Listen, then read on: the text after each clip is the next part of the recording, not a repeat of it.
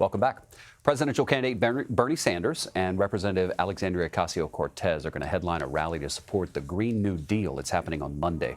About 1,500 people are expected to gather at Howard University in Washington to mark the end of the Sunrise Movement's nationwide Road to a Green New Deal tour. We'll tell you more about the Sunrise Movement in a moment. This all comes as climate change is emerging as a top issue in the 2020 Democratic primary. Candidates, including Sanders, Pete Buttigieg, and Kamala Harris, have come out in support of the Green New Deal.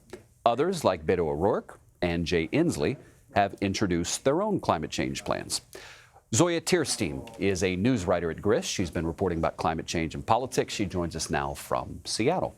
Zoya, what do you expect from tomorrow's rally?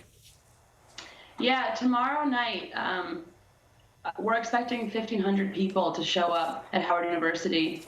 And Alexandria Ocasio-Cortez will speak, and so will Rihanna Gunright, who is one of the policy architects behind AOC's Green New Deal. And what they're really going to do is try and focus that plan as the centerpiece of the 2020 presidential race.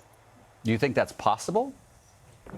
I think it's already happening. I mean, back in 2016, presidential candidates spent a total of 5 minutes and 27 seconds talking about climate change. And Wow. Already we're seeing all of these candidates come out with support for the Green New Deal or their own climate plans. So I think the ground underneath that, the silence around climate change is shifting. Talk to us about this Sunrise Movement and what they've been doing nationwide. Yeah, so the Sunrise Movement was kind of inspired by Bernie Sanders' success. And when he failed to clinch the nomination, they kind of regrouped and started their own organization focused on climate change. So it started out with a few people who were just kind of gathering in houses and reading literature and talking about climate change. And now it's grown into this nationwide kind of movement.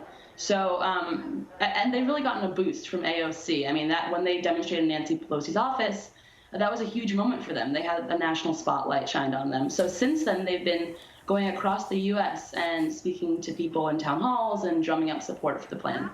Zoya, why do you think this upcoming election is the one where so many people are talking about climate change as opposed to 4 years ago? I mean, the scientists have been talking about this for 20 years. It's true. I think that there's a number of reasons this is happening. So the first is that extreme weather is becoming a lot more visible. Wildfires, hurricanes, flooding in the Midwest just recently. So that's made it more visceral. The UN IPCC came out with a report that showed that humanity has a very small window for action on this issue.